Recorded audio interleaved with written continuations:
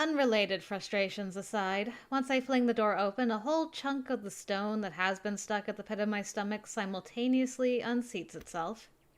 There in the hallway stands Zack, his hand raised ready for another knock. Although he's not at his most presentable at the moment, ruffled and drenched with sweat as he is, relief quickly washes over me like a tide. He's still panting when he pushes me aside and heads in. The second his feet crosses the threshold, he scans the place, eyeing what little he can see of the room from the doorway. When he finds none of whatever he's looking for, he turns to me with a questioning look, one that has a hint of panic in it. You said it was urgent. Did anything happen? Is it Becca? Bella? Everyone's fine. Well, Becca's not here. She went somewhere this morning and hasn't answered any of my calls yet. But Isabella's... I'm here, Zack. Morning. His weight shifts at the same time the stiff line in his shoulder eases, once Isabella walks up to us and welcomes him with a smile. He relaxes then, returns her greeting in kind as soon as he has let out the breath he has been holding and the tension's finally off his body. So, nothing's wrong? Why'd you call me here for then? My explanation can wait. He has a lot of explaining to do. The fact that he went to Anselm alone for some godforsaken reason warrants a proper one. Ghosts or not, he's already been given a warning. It frustrates me to no end this might be the plan he mentioned the last time we spoke. I get that he's worried about Hannah Wright. Somehow they've become friends, but that's not the issue here. Not when there's a murderous ghost who might go after one of us at any given time. Sure, Zack made it here in one piece. By some dumb luck, he's all right, and this takes one off the list of people I need to worry about. Frankly, as annoyed as I am, I can't just stay angry at him when I look at the situation that way. Hell, if that call didn't connect in that exact minute, there might have been a chance he won't be standing here. This is a blessing in itself. Though, first things first, some things still need to be discussed. Okay, so none of these lead to a CG. So we're just gonna go positive affection. There we go. Nice. Except when I open my mouth, the only thing that spills from it is my own relief. Despite myself, despite the rational part of my brain screaming everything wrong about Zack's neat little plan. We've had so many close calls within just a single night. Zack showing up in Isabella's doorstep, alive, whole, and unharmed? I might as well take comfort in that while I still can. You're okay. You did tell me not to do anything stupid. Suddenly, the whole room feels too heavy, and all I am able to do is drop down on the couch. A headache also threatens to burst in the same moment. Or perhaps this is what release from anxiety feels like. Regardless, I reach up a hand to pinch the bridge of my nose, even if it'll likely do nothing to alleviate the impending pain. Christ, you were right there! We have this stupid curse thing going on, and you were right there! You just walked up inside a private property! Those people can easily sue you for breaking and entering, and that's the least of it. I know, Ash. But I can't just leave things as they are. I've gotta do something. I know you're not very fond of the Wrights, but they don't deserve it if something bad happens. Hannah most of all. God damn it, Zack, I was worried! Unexpectedly, he laughs. Not the half-hearted sort he makes when he's awkward or coming up with an excuse. A genuine one. Before my annoyance grows again and I snap at him, though, he suddenly catches me in a headlock. His arms looping around my neck while he grinds his knuckles against my skull. Helpless, I squirm under his grip in protest. Even then, it's hard to do so when you're up against a 6-footer. Zack! Aw, he's worried. Why didn't you say so? That cool act ain't gonna fool me anymore. He was worried about his Watson. Let go! He relents soon enough, though only after he's done ample damage in my hair. I hate it when he does that. But for a few moments there, the tense mood finally lightened up and everything felt like how it used to be before this whole mess began. Makes appreciating little moments like this easier. Still... Seriously, Zack. Why are you even there? Told you already. I was looking for you. Why would I even go there? Well, you mentioned a plan with Isabella here. I assume that's where you guys went, since that's where she found the letter. Sorry. I was really at a dead end. The logic in it stuns me into silence, to say the least. Then I remember his hesitance, the tone he has taken before agreeing to go here, and all at once my anger from what he's done wanes. Partly, this is my fault for keeping things vague. I can't berate him for assuming that when I've only left him with vague answers. Alright, let's read Janelle. Noogie, noogie, noogie. Zachary arrived at Salem well tired and frazzled. Upon learning that he had come from the Ermengarde mansion that morning, Ashton could only express his relief that he was safe. An amused Zachary teased him for worrying, much to the other man's embarrassment. You could have called me. I did. I didn't receive any, and my phone was with me. You're kidding, right? I was at it the whole night. The whole atmosphere in the room changes in 2 heartbeats. Back again to the tension-riddled one plaguing us. Zachary stares at me like I've grown another head, then gradually he shifts his attention to Isabella. The expression in his eyes, questioning, asking for a confirmation, like my word can't be trusted. Not that I'm holding it against him. I can't even believe the things coming out my mouth these past few hours. Meanwhile, Isabella stays quiet. Has been like that for quite some time. She looks like she wants to disappear right now. Guilt, frustration, anger, fear, all flashes fleetingly across her face before it melts away under an expression of worry. Please tell me he's joking. You were there? No, we really didn't get any. Everything was quiet last night. But Zach? At BRC? Ashton and I saw... She never gets to finish that. Sup, I'm Ash from the Sup? City.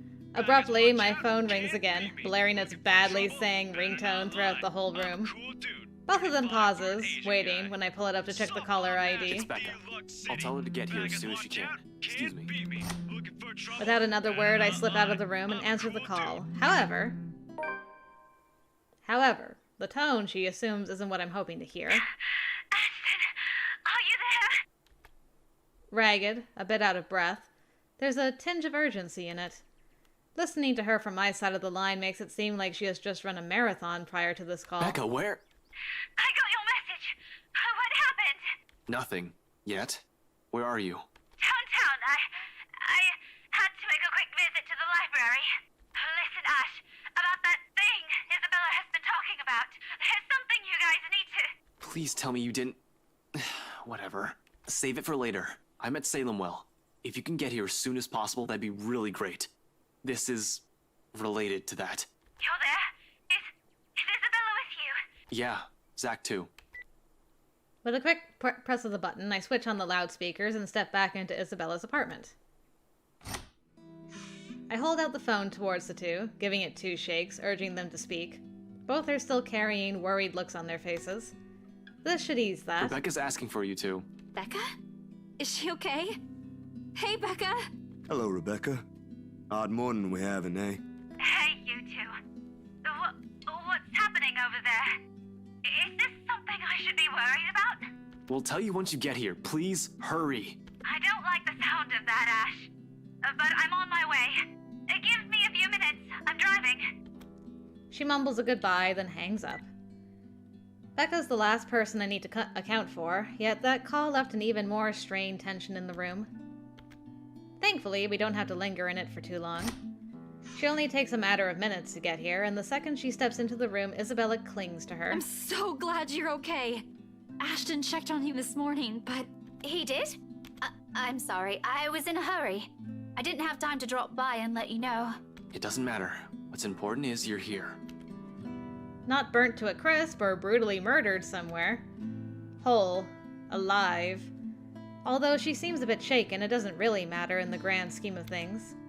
At least now I can relax, ease the pressure off my shoulders, if only by some. But the minute Isabella pulls away from her, she winces. A small reaction. The younger woman doesn't even catch it. It sets a precedence for a careful observation, nevertheless. A closer look at her reveals a much more disheveled than usual. Hair in a bit of a mess, probably flattened in a hurry. The back of her dress also shows stains of dirt in places it rarely gets into. She's also leaning more on using her left arm. She's right-handed. Perhaps the most telling is the slight limp she has, noticeable once Isabella leads her into the room. It all sprouts a hatful of questions. What exactly happened and how she ended up in that state? Pretty sure a simple trip to the library won't do that.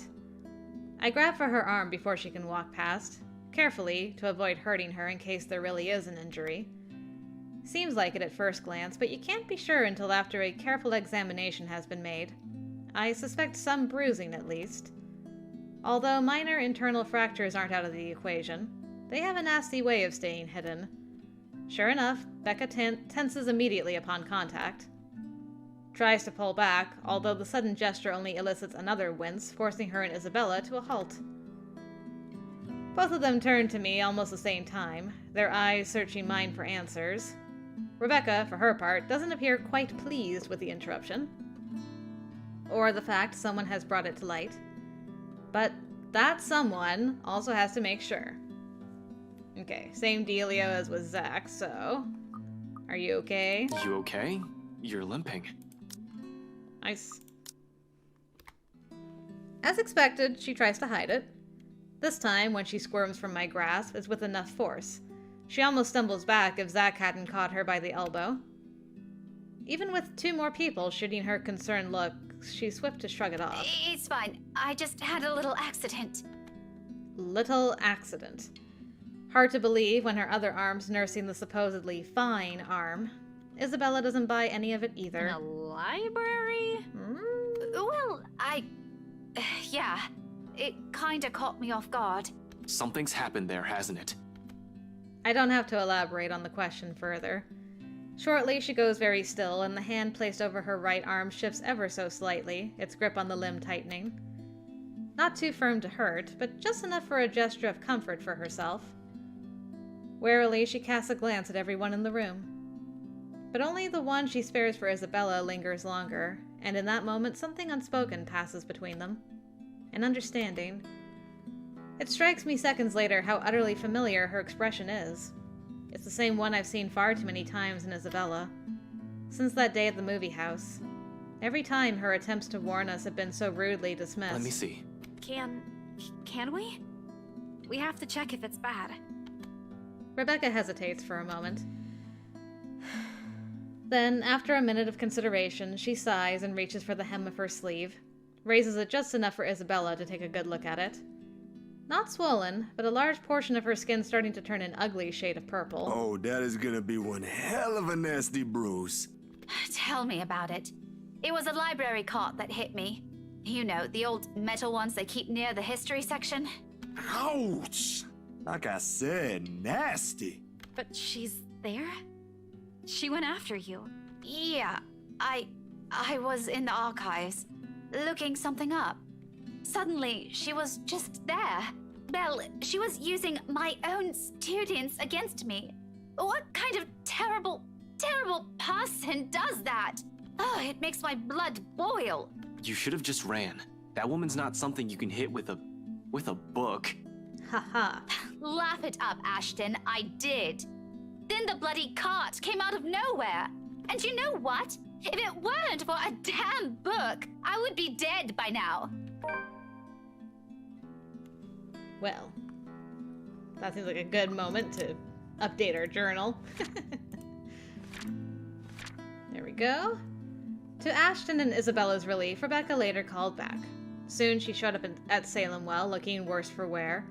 When the detective asked about it, worried, all the redhead could give was a frustrated answer.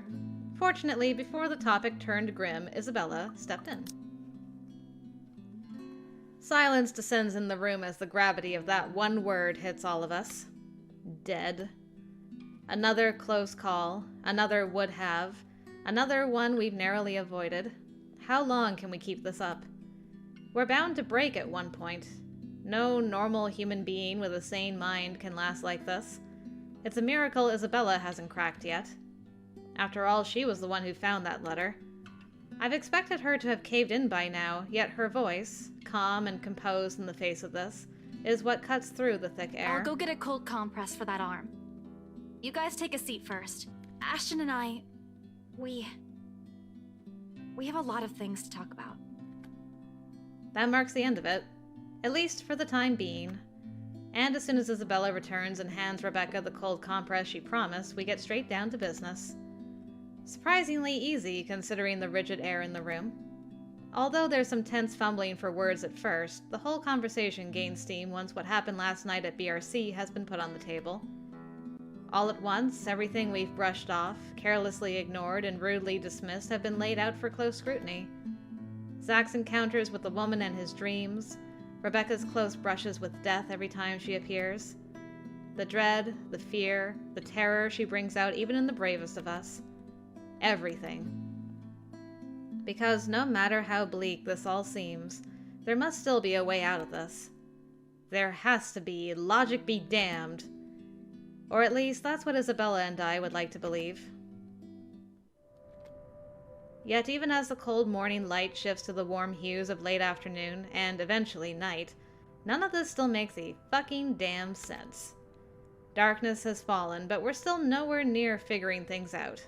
If anything, we're more at a loss than we've ever been before we even started this. The next thing I know, frustration rears its ugly head and the sheets of paper I've been holding smacks the table harder than I've intended. The sound of it echoes loudly in the small room and everyone simply falls silent. Along with it is a release of another long-held breath. Perhaps the 100th since this morning. We aren't getting anywhere at this rate. Don't just drop it. There must be something in this we aren't seeing yet. It's an odd thing to hear from her. The very words I've been telling myself every single time I find myself facing a dead end. We can use a little of the optimism right now, I guess? I know, but what are we supposed to be looking at here in the first place? Well, we already looked through those files. You're the one that picked them out last night, right? All of them? I'm pretty sure every person we've checked in there isn't necessarily involved. One client possibly died of old age. Remember, you found that dumb paper. Not so dumb if it can kill all of us. Very funny, Z-Man. Anyway, like I said, you discovered that paper right before the open house. No one else was allowed inside during that time. It's too broad of a scope if we include every single person. In fact, the only notable ones are C and Jean Marie. But if we're going to include them in the count, shouldn't there have been more than enough people to end this fucking curse already? How does this thing even work? Yeah, okay. They went in and out of this place. But no, you still don't get it. What I'm trying to say about those clients is... Shouldn't we look into the mansion too? That's where the letter came from. That's where she came from.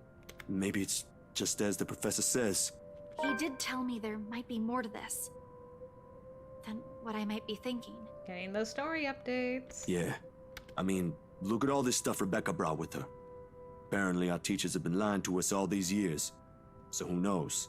Hey, now don't blame us. Blame the bloody books they wrote. Quietly, Isabella reaches for one of the papers Rebecca has brought with her and carefully inspects the words printed on the page. A copy of an old newsprint from even before the city has been founded. Her eyes narrows with each line it passes, but lingers at the illustration of the noblewoman's servant. Why do they have to keep this in the restricted section? Rebecca merely shrugs at her inquiry, but her own annoyance seeps through her answer. How should I know? I wasn't even aware we have archives that go as far back as this. This is before the city was even founded.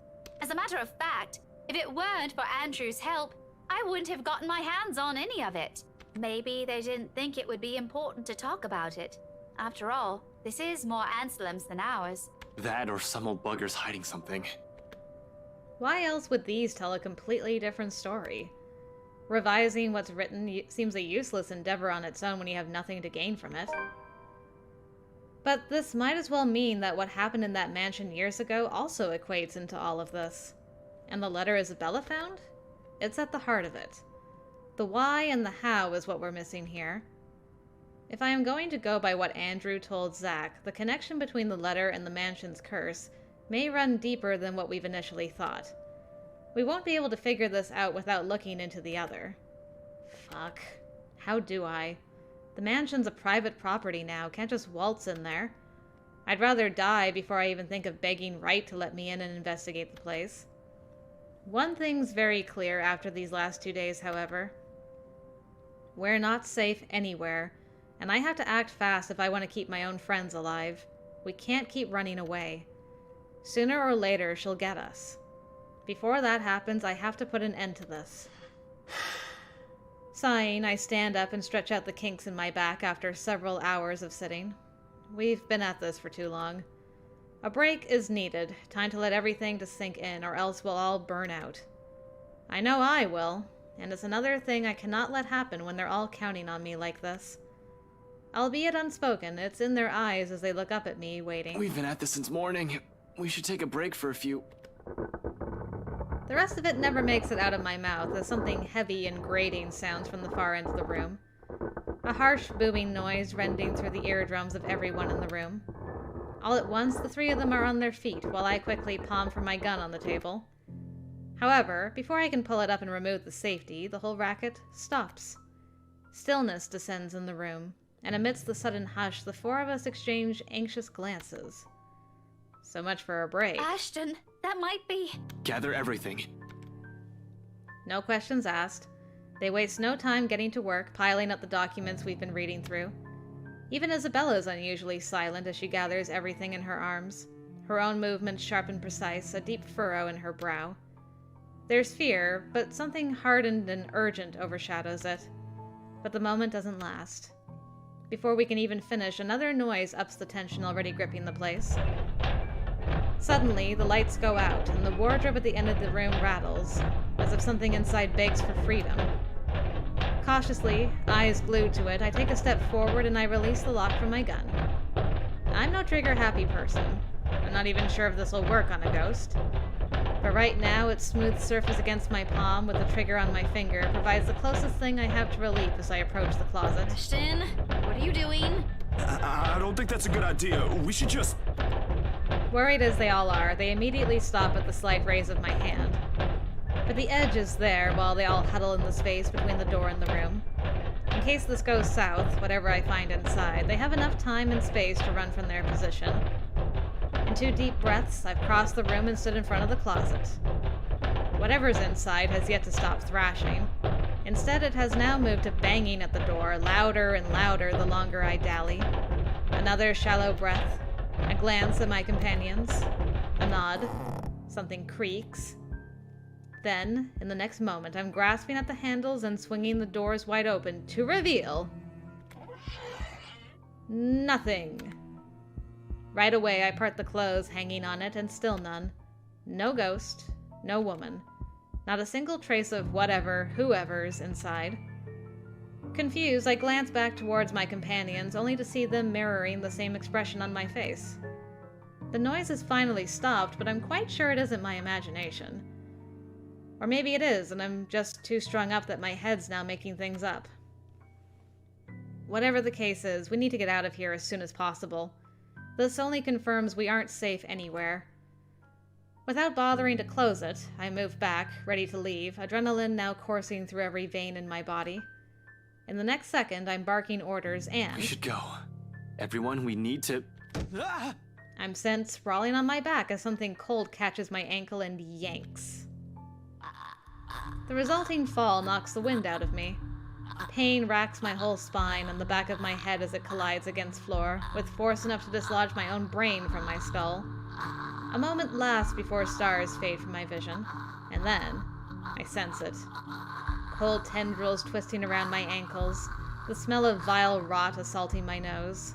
Nauseating, sickening. A foul smell draining every feeling in my body.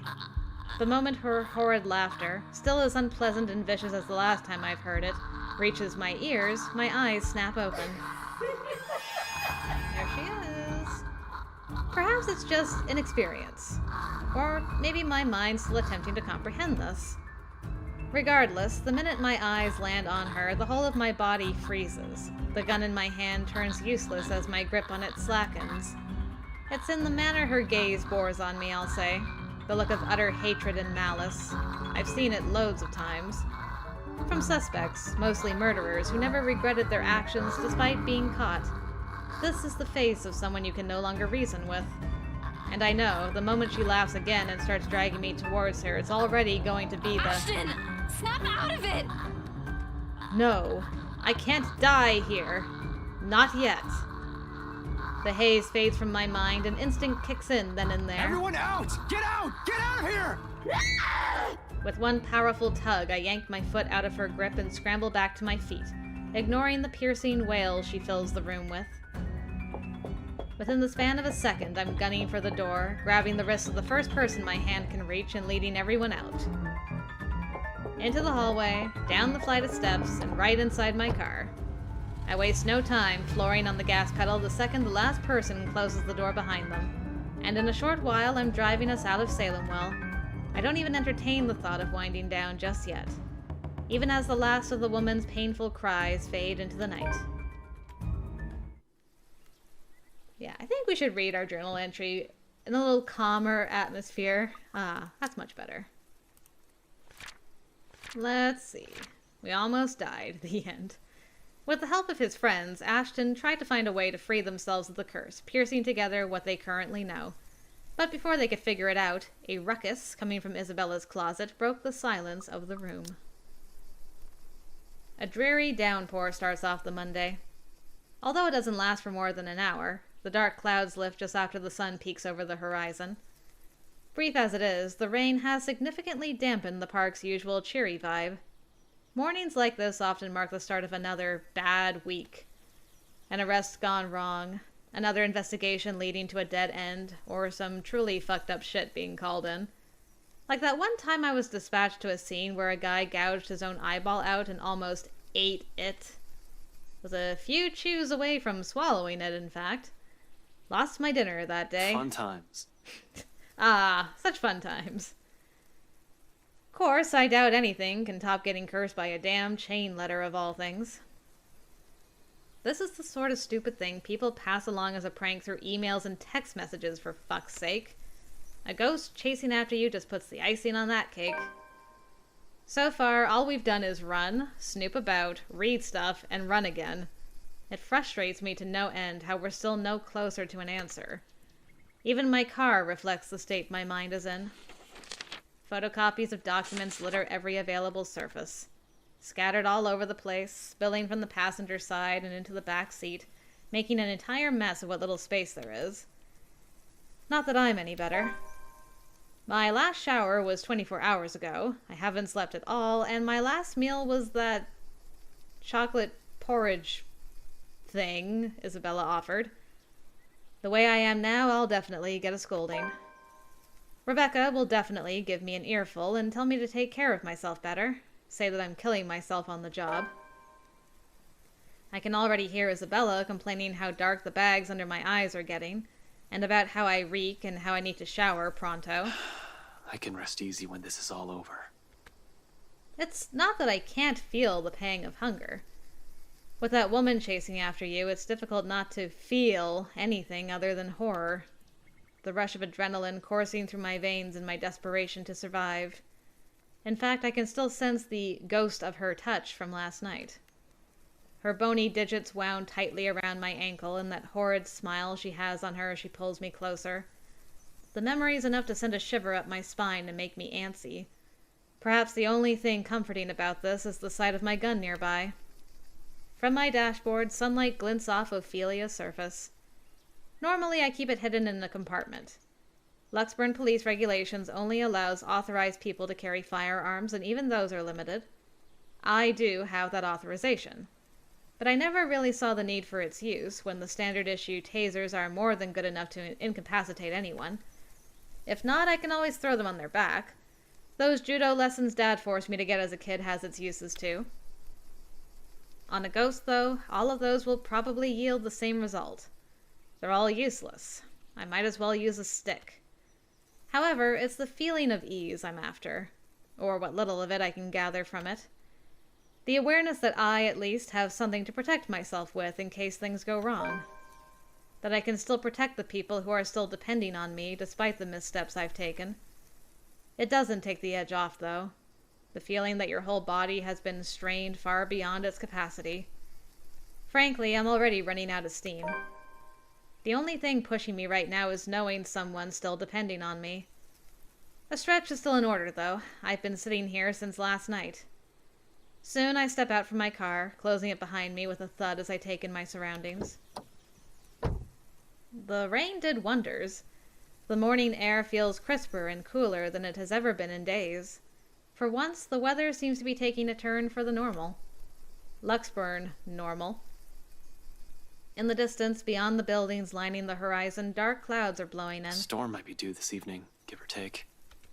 A shame for the people looking forward to Halloween tonight.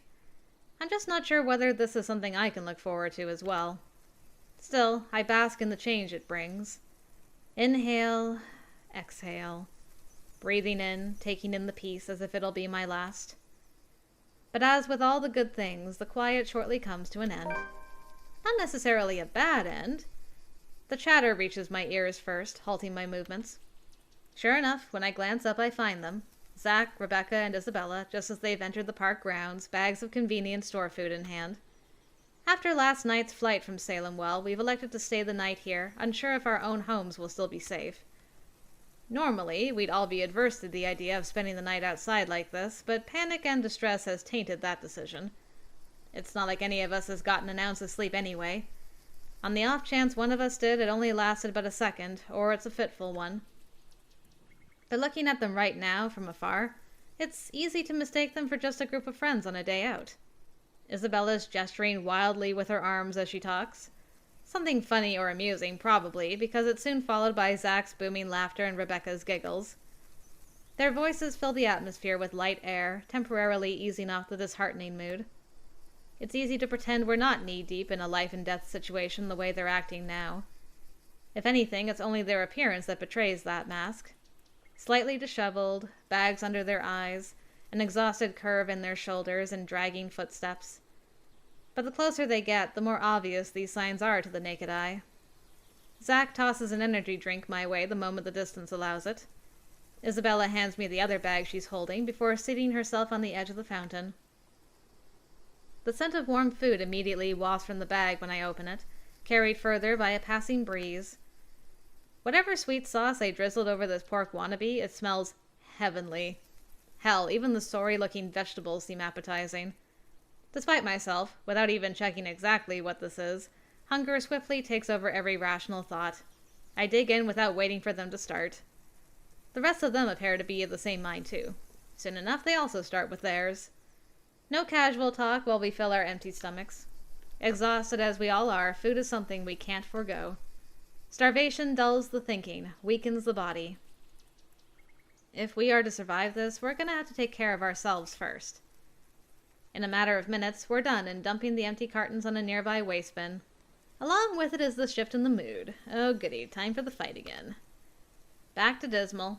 Back to the problem at hand. The comfortable atmosphere from minutes ago was nice while it lasted. Admittedly, I've missed these kinds of moments between us. We never had the chance, always busy on some project or work. The things we've taken for granted, now we're realizing how valuable they are. The world has an awful sense of humor. While the one we've just had is short-lived, it's another thing I want to look forward to, if we ever free ourselves from this damn curse. I'd like to believe there's a way. For now, we have to focus back on the present. This. Dead people. The letter. The curse. It's not simple to bring these up, but necessary. What now? Where do we go from here? It's not a question directed at anyone in particular, but they all look to me as if my face has all the answers in the world. I used to think so, back when I was at the top of my game and I'm still sure of everything. Now there's just uncertainty sullying whatever decision I come up with. At some point, logic has simply stopped working here and we've started grasping at straws. Along with exhaustion, fatigue, and stress, we have enough kindling to get a fire burning. The not-so-pleasant kind of fire. Well, first, we can't just stay here. That much is obvious. But we can't just keep running like this either, Becca. Sooner or later, she'll... As if we have a choice. We can't even go back to our own homes because that thing might get us. No, we're safe. But dying is the last thing I want to do right now, Isabella. Not to a stupid chain letter you were too gullible to pick up, bring with you, and show to everyone. I didn't do it on purpose. Becca, had I known, I wouldn't have... Hey, you two. None of us want to die to this. Just calm down. We ain't getting anywhere shouting at each other. Whose side are you on, Zachary? No one's. But we can't just say it's her fault. She did warn us not to open it, and both you and Ashton... That doesn't exempt her from any blame. She's still largely responsible for it. And you're not? I didn't say that! Do you really think I don't blame myself for this as well? I tried to warn all of you. None of you listened. Now you're blaming me for something I kept telling you guys since day one? You're just as responsible for this as I am. So now, you're throwing it back at us! We wouldn't even be having this problem if you're... Will you two cut it out? This ain't the place for, I don't know, petty squabbles. If you don't want to get caught in it, then stay out of this, Zachary. Oh no, Zach. Don't stop her. Let her say it. I'm sure she has plenty more to say. If I didn't know any better, she's already. Already what? You want me to say it? Out loud? That I find you in this whole thing? All right, that's enough! Everyone, shut up! They all falter to silence at my words, and an awkward, stifling mood descends between us. I do not mean to shout, to snap at them, to add to that kindling. Not in a moment when any time, anywhere, she might get to one of us. We're all in the same boat, yet here we are, playing the blame game. Little by little, we're falling apart, caving into the pressure, to the bleak situation we're trapped in. Did that ghost mean for this to happen? To divide each of us so she can pick us off one by one right after? Who knows? Anything's possible now if her kind can exist. With the fire burning between us rising as high as it does now, I'm afraid, deathly afraid, that the possibility might come sooner than I can figure all of this out. Fuck, I still can't think straight. I can't even believe the next words coming out of my own mouth. That out of everyone, I have to be the one saying these to them. This is more their forte than mine, keeping the peace, placating everyone, while I unintentionally aggravate people with badly chosen words. Funny how fast the tables have been turned after just one unfortunate incident.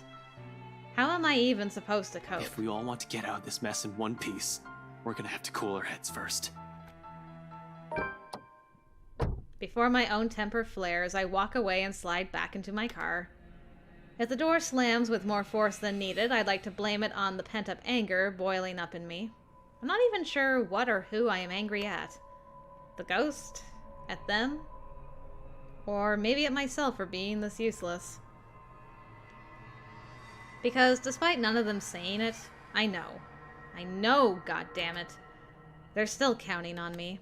In spite of my failures, or every harsh word I've uttered, or how unbearable I can be as a friend. It's there when the tension after the argument finally breaks, and one by one they follow me and get in the car. It's in concerned glances they shoot my way when I start the engine without a word and drive off. It's in their silence. A heavy gift, their unwavering trust. Yet it's one I'm more than willing to carry, even through my own exhaustion, if only to keep them safe. In this city of 68,000 strangers, they're the only ones I have left. Alright, let's read about the fight. One of my favorite things. After spending the night at the local park, Ashton and his friends tried to figure out what their next step will be. However, coupled with fatigue and stress, the conversation quickly went downhill. Frustrated, Ashton walked out, suggesting they cool their heads first. Though, in all seriousness, a good rest is still our best bet for now. Thinking with an exhausted brain is almost as good as running around in circles. We might as well just throw ourselves at that ghost and be done with this. The local Irish pub may not be the best place to hang around when one hasn't slept a wink or you're stressed. More often than not, it's loud. Sometimes the music played by drunkards grates the ears and the whole place smells like piss on a bad day. All in all, it's very definition of the last place I'll hang around after a wakeful night, but it's safe. Or as safe as it can be, with G security watching the place. Makes it easy to find help in case you find yourself in a tight spot. The place being owned by a person I've implicitly placed my trust on provides some semblance of comfort too. Gregor, bartender G, or just G to his regular patrons, might be rough around the edges. Sometimes a bit too gruff for a man serving drinks behind the counter, but he belongs to the good folk of this city. If there's anyone in this place I can rely on to look after people important to me, it's probably him. He means well, surprisingly, despite his surly demeanor. cares to some extent for people he likely only sees once or twice a week or on a bad day. Not the best job in the world, in my opinion, but that's exactly it, isn't it? In wine, there is truth. Alcohol, in this case. It loosens the tongue, forces one to let his or her guard down. Whatever inhibitions anyone has, it all flies straight out the window after a few glasses. It has made him observant, too. Always has one or two things to say about someone or something. Most of the time, it's me. Opinionated ass. But God knows how many times I've asked for his help when I met with a dead end in a case or I'm in trouble. This time's no different. As expected, the moment we show up, he's kind enough to offer us a room at the back of his shop. A single look at my face, I don't even need to say anything, and the next thing we know, he's leading us in. No questions asked. Maybe it's also for this reason why I find myself drifting towards his station hours later after having gotten that much-needed shut-eye. Newly washed drinking glasses and tumblers line the counter's surface when I enter the room. Behind the bar, G's busy wiping each of them clean, likely prepping it for tonight's use. Briefly, he glances up at me, once I claim one of the empty stools and grab a rocks glass sitting closest to my elbow. Turning it absent-mindedly in my palm, just to keep my hands occupied while my brain's busy, still trying to make sense of everything. Even at a dead hour, with only a few patrons milling about, this place still smells strongly of liquor. Honestly, I've never grown fond of it. Regardless of how many times I've made a trip or sat here on the same spot just talking with the old man, I've never been fond of drinking in the first place. Yet, oddly, it's the nasty odor of a brewery that helps clear the mind this time, along with the lack of the establishment's usual hubbub and the occasional clinking of glasses. Even more bizarre is that, through my lack of words, G doesn't say anything. Although it's clear from the way his mouth has curved up in a tight frown that he has questions, a bucket load of it, he wisely keeps it shut. Instead, he simply focuses back on his work. Rinse, wipe, stash away, repeat. Going through the motions with such familiarity, it's almost a trance.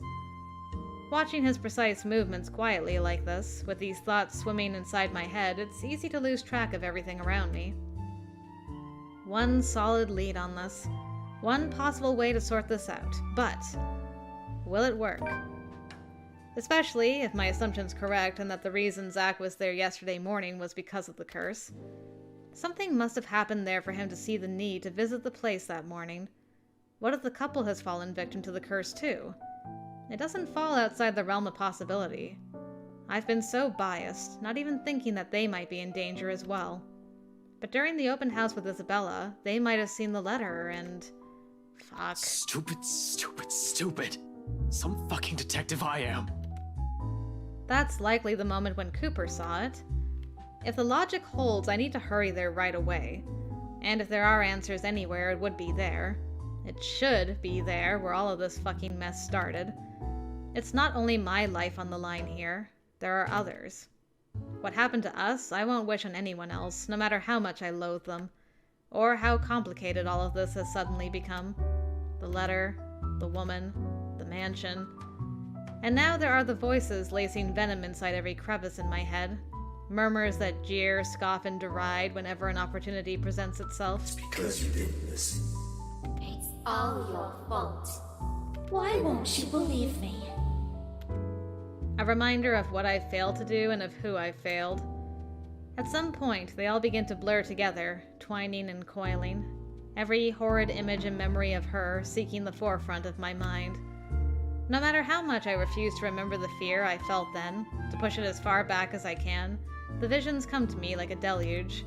And, before I know it, before I can drown, another voice pulls me out of it. You doing good there, boy? His hand is on my shoulders, gripping it tightly and giving me a light shake. There is relief in his face when I finally look up at him, although his frown appears more distinct than the concern in his eyes. It's deeper now, marred with worry and agitation. He does let go when I offer him a small nod, but the furrow between his eyebrows never leaves his face. He always has a knack for reading people, after all. Even someone who can be as closed off or distant like me. In all the time I've spent in the force, there's only one other person who is as keen as this old guy. The chief. Funny, and weird to some degree, pointed out to him so many times before how much they look alike, only for the observation to be brushed off with a vehement tone. I've never brought it up again after the third time, out of respect for the guy. Whatever it is, it's clear it's something he doesn't want to talk about. Why push, right? However, during times like this, it's impossible for the thought not to come up. He even has the glare down pat. Under his wordless scrutiny, I feel like a damn rookie again. You're looking a bit green. Sure you got plenty of rest back there? You were only out for an hour or two. Wouldn't hurt to try and get some sleep. I'll keep an eye out. No need. Don't worry about me. I won't be able to get some sleep anyway. Not with her face still a clear picture in my head, no. I heard that from you before. Not buying it. What's the story this time? This as bad as that case with the guy who ate his own eyeball? I wish it were. Jesus, stop reminding me. I hated that case. If I didn't know any better, I'd say you get a kick out of telling people about it. It's useful, you know, for blokes who don't know their limits. Sends them right out the door after I start with a description. Or was it the part when the poor schmuck gouged his eyes out? Nasty, awful, icky stuff, and it gets the job done. Like I said, useful. Don't even need to call security these days if I want to kick someone out. Anyway, pretty sure that pales in comparison to whatever this is now. I haven't seen you this stressed out since they closed that case. The one from 10 years ago, with your professor friend. Abigail and her team weren't able to solve that one, G. No one has been able to. It just went cold. Same difference. But what do I know, eh? I just serve drinks, listen to people's problems and their whining, then make sure they get home safe afterwards. Thing is, I'm also not blind, kiddo. And you can bet your ass I can tell when a person's about to fall apart. What? Is this some form of therapy from you? Are you going to offer me free drinks now? Really, I can use some right now. Something to numb the senses. But when has that helped anyone? In your dreams, kid. Last time someone gave you the hard stuff, your photographer friend had to haul you out of this place almost half naked. Hey, I can handle my liquor when I put my mind to it. Not from what I've seen, nope. Besides, you usually avoid drinking. Either way, it's out of the equation. And when booze no longer counts, we just talk. So, talk. It's not like anyone within earshot will care. That chap over there only wants his cricket matches. I doubt you believe it, G. I've heard worse stuff. Try me. You know that mansion down at Anslem? Yeah, who doesn't? You live in this town long enough, it's impossible not to hear a thing or two about it. Bloody locals. Well, my friend found a primitive version of a chain letter in there. Now that we've seen it, we're cursed. A beat passes. For a long moment, G stands there unmoving. His hand stops short of placing the glass he's been wiping prior back to a rack on his left. All while he stares at me with eyes that are nothing short of scrutinizing. He probably assumes I'm joking. Who wouldn't? Not a week ago, I'd been put in the same position. Even now, in spite of the things I've seen and heard, it simply won't sink in. Or maybe this is just desperation creeping in. The idea that I may not be able to find a way out of this. Whatever the case is, for people who hasn't experienced what I'm going through, this will merely sound like an awful Halloween prank. It's not a prank. This must have been what Isabella felt the whole time we made fun of her that day. This isn't a prank! I saw something! Now it's too late. We're stuck in a never-ending nightmare where the only way out might be death. And like I've expected, G's reaction to it, an amused laughter. It booms throughout the whole pub after a long bout of silence, like I've just told him a particularly funny joke. Okay. Good one, kid. You don't want to spill. No one's forcing you. Seriously, though. Good one. Although I want to be angry with him, I can't find it in myself. Can't even muster the energy for a scowl or a glare. Nothing but a taste of my own medicine to temper the annoyance bubbling up in me, I suppose. In the end, echoing her words is the best I can do. It's not a joke. Yeah, all right, good luck with that. You're on your own. I mean, fair. Here I thought you didn't have an ounce of humor in that body. Guess I'm wrong. He shakes his head, lets out another chuckle before returning to his task. By now, almost half of the glasses have been put away. The only ones remaining are the smaller kind used for shots and stemmed ones for cocktails.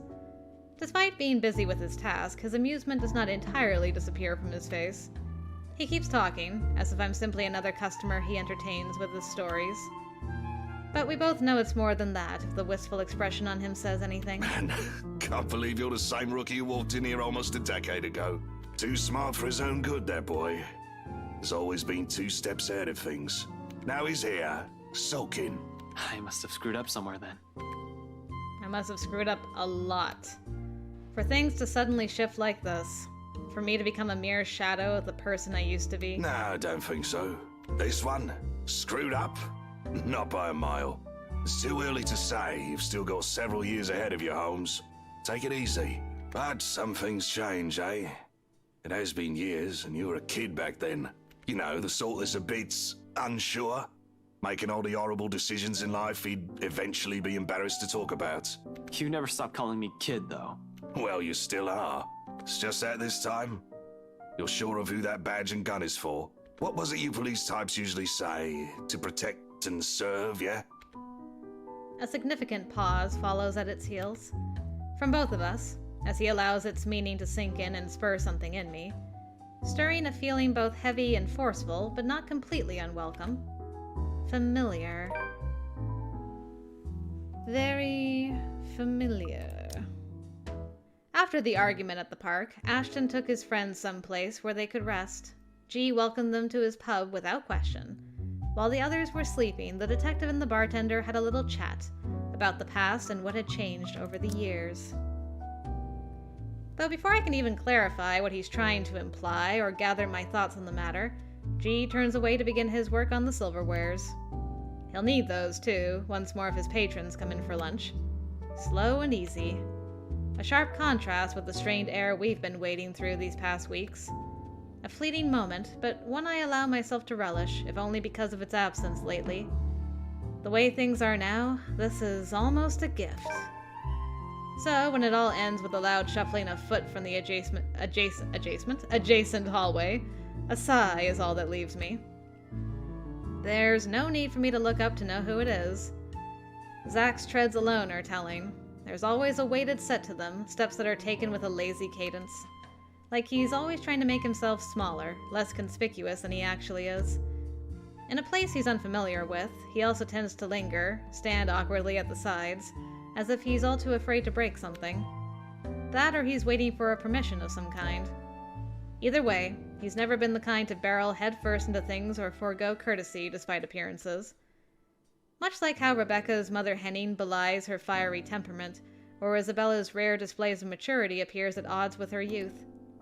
There has been a lot of those in my life, it seems, more so from the people I've grown closer to over the years. Walking contradictions, we all are. It's a wonder how we ended up as friends in the first place. But maybe that's also exactly why.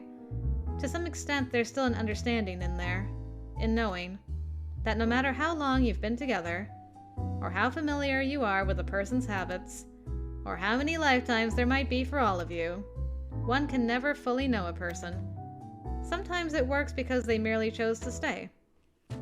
Sometimes it's as simple as someone extending a hand first for an apology, regardless of every hurtful word said. Hey, Ash? This time I glance at him, briefly, gauging the mood. Not because reconciliation's an issue for me. Between us, it never will be. But somehow, this is another thing I'm all too afraid to see crumble in front of me. One wrong word. If this is going to end in another argument, we might as well stop as early as now. There's another long pause from him, during which he can't seem to figure out what to do with his hand.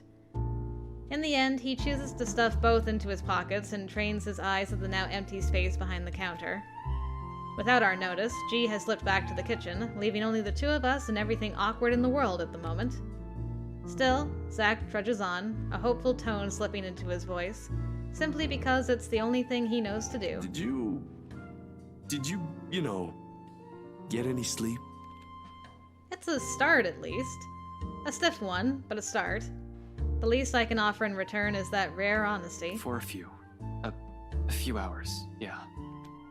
Curt, brusque, not an ounce of friendliness in it. In spite of it, Zach takes it as a sign. Relief washes over him as his shoulders relax and he releases a tense breath. Soon, he's closing the distance he has put between us and flops onto the chair to my right. I think the better question is if the dreams are pleasant. And for the record, no. Yeah, I know what you mean. I get those a lot. He shifts in his seat, coughs, drums his fingers on the counter for a short while, then falls silent. That's it. No apologies. Somehow that short exchange is all we need. The air changes again, much like everything we've known lately. Maybe not for the better. Not yet. However, it's less suffocating, with less hostility and resentment. The kind where it's easy to pretend, easy to forget. Not that it's a thing that'll happen anytime soon, but one can dream. In a situation where death might come knocking anytime, it's these little hopes we cling to. It's these little things we wish will happen again. I'm not an optimistic person by nature. Hopeful maybe, but never optimistic. Though I want to believe there's a way we'll live through this nightmare. It's just funny how it took all of this to spur these kinds of thoughts in me. I can't even remember the last time something like it has occurred to me. For some reason, after seeing one harrowing thing after another, I've simply forgotten. Why are you suddenly smiling like that? Huh? Oh, no, I was just thinking about something. Well, it better be something that'll get us out of this mess. What makes you think I know how to fix this? Until 2 days ago, I didn't even believe a word you guys have been telling me. Zach, I function better when I'm dealing with homicide cases. Hell, feel free to throw in the usual robbery and missing persons case into the mix. I don't care. Give me a few days and I'll give you a lead. This isn't how I operate. This isn't what I'm good at. For all you know, I might even end up getting us killed. I have no idea what I'm doing. Well, the fact that you're frustrated but still trying already means something, Ash. Besides, you don't make that face unless you already have an idea. It can't be any worse than this. Maybe. What's on your mind, Ash?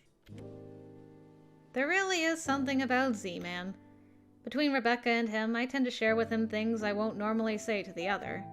Unlike her who pushes, sometimes with the same tenacity as her moods, Zach has this strange tendency to ease people into telling him what he wants to know. Oftentimes, the question feels so subtle it catches me off guard, with less force and more forbearance.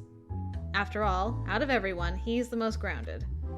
Really, he's like the older brother I never had, the kind you can depend on when things go sour, the kind you tell things to simply because he'll listen, without forcing his own opinions on you. We still have one more lead we haven't checked. I'm gonna look into it tonight. It doesn't take him long to put two and two together, and his calm expression abruptly dissolves to worry the second he realizes what I meant. We've already examined the letter, read through piles of documents. There's really only one we haven't given a once-over. The mansion.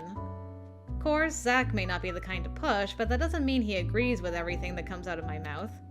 It's his way of keeping me steady and on my feet through the years. Hold on, didn't you tell me not to go in there? Whatever happened to stay away from Luke Wright? You're an unarmed civilian, Zach. And so? So, I want you to stay here and keep yourself safe. I probably won't take too long, but I don't know what might happen. I'm not even sure if I'll find something in there. G will keep an eye on you guys. If you need anything, that woman shows up, just holler. He'll help out, no questions asked. You don't even need to explain anything. He's not willing to concede. Not from the manner he grips his knees or the rigid set to his jaw. I'm going with you. You can't go in there alone, Ash. I heard something. The morning I was there, I heard someone scream, and then there was a woman crying, and I don't know what's going on inside that mansion, but I am telling you, you shouldn't face whatever's inside alone. Before I can stop myself, a heavy breath escapes from my mouth. It's one of those times again where Zach means well, but he's completely missing the point I'm trying to make. When things take a turn for this, when he gets in a mood like this, he's almost as headstrong as Isabella. How and where do I even start? By being honest and telling him you're worried about him. Because he's your Watson, you gotta keep him safe. Also, none of these can lead to a CG, so... positive vibes. Yeah. There are only two ways this will end. I agree with him and take him with me, or I agree with him and drop the idea altogether. Neither appeals more than the other, especially when we're all desperate for answers and a way out. If all it'll take is a little more honesty to make him drop this hair-brained idea, so be it. Look, man. Bro. Z-Man. Zach. Zachary, listen. Man, bro, Z-Man, Zachary. I know you only want to help. Like hell! This ain't just about helping, Ashton! You're throwing yourself in the thick of it, on your own! Was your fall last night really that bad? Did you hit your head hard? I honestly can't tell if you've gone stupid or just plain suicidal. Dang, that honesty though. My head's okay, Zach. But it won't stay that way if we don't do anything about this. Someone has to. Seriously, this is already a desperate move. The longer we dally, the faster we're losing our options. Do we even have one? Looking back at it, this whole business with the ghost seems perfectly set up to drive us into a corner. Either until we lose our mind, or she gets us. It's starting to feel as if there isn't an escape. We've already become her playthings the second Isabella found that letter. That our lives are in her hands ticks me off big time. But the idea of watching the people I care about die helplessly? More so. They're much safer here than with me. It's a selfish thought, I know. Born out of fear. So, in case things go awry, the very last thing I want to happen is for Zach to take the fall with me. I've already made enough mistakes. And that means it's just you. Just me. Suddenly, he clams up. Although his actions. The restless shift in his shoulders, his mouth pressing close in a tight line, and how he starts off again in a quiet note. It all gives away his real thoughts, long before 2 words have even made it out of his mouth. I'm sure you already know about this. Maybe this is you trying to make amends, or whatever. I don't know. You're making your own decisions here. But if something happens to you, it'll be just that. You'll just be another dead body out there. Please, don't do something like this. Don't worry. I'm not stupid enough to get myself killed. I just want things to go back to normal, Zach. Another dead air follows at the heels of that one admission. The meaning of my words, too heavy, too striking, it stuns us into another lull. Optimism aside, we're both aware that's impossible. We're going to have to deal with the trauma right after. There will be the images, the voices whispering inside our heads, the foreboding feeling, the stench of blood, gore, and death trailing after us. We may survive this, but those things, they will remain in us for a long time. One does not survive something like this without it leaving something in you. Just the mere thought of what might come right after makes me dread it. What this has changed in all of us. But I suppose that outcome is more acceptable. The lesser of 2 evils. 3 hours. My head snaps up and I turn to him, puzzled. He's staring at his hands with a thoughtful expression, brows furrowed in deep concentration. Like he's trying to choose the right words to convey what he's about to say. 3 hours? For what? That's more than enough time to go there, to check things, like you said, and travel back here. If you don't show up here beyond that, I'm going after you. From his tone, it sounds almost like a warning. I'm sure it's not his intention. But hearing something like that from a person like Zach, I can't help but chuckle and throw in a jibe, despite how dire things are. Just like the old times. Make that 4. What? You said you're just gonna check things. Why would you even need that long? Speed limit? I'm a ranked law enforcement officer, Zach. I'm supposed to set an example. I so wanna punch you right now. Of course, Zach never carries it out. In light moments like this, it's just how he is. How we are. Unfortunately, G chooses the next moment to show up. He slams the flat of his palm on the counter and shooting us both a stern look. Although his tone's nothing short of jovial, the disapproval's clear in it. He's obviously misunderstanding the situation. Boys, drummer's nice and all. I used to watch these bloody god-awful afternoon serials with one of my brothers many, many years ago. But listen, I am not having one in my pub, all right? You two want to fight? Go out. A pregnant pause. Then, without any preamble, Zach and I are both snickering, and G's glower melts into confusion. When we both show no sign of stopping, he simply shakes his head and turns away. Maybe they did get into the liquor after all. Who knows? Zachary's arrival interrupted Ashton's conversation with G. Left alone, the two attempted to mend things between them, only for things to almost turn sour after Ashton revealed his plans to return to the mansion. His friend eventually acquiesced after Ashton agreed to a time limit. I'd like to think it's better this way. Better that we part on light terms, so Zach won't have to see every little insecurity, every little doubt in me right now. He's seen enough. The last thing I want him to glimpse is another display of weakness. Not when he still stares at me with the same unerring confidence in his eyes. When our mirth dies down, before anything can be said further, before I change my mind, I step away from them. Giving Zach's shoulder a quick few pats, mumbling a lame excuse about taking another short nap under my breath. Altogether burying the stray thought that flashes fleetingly in my head. Zach has seen me at my lowest plenty of times. Why does all of it matter now?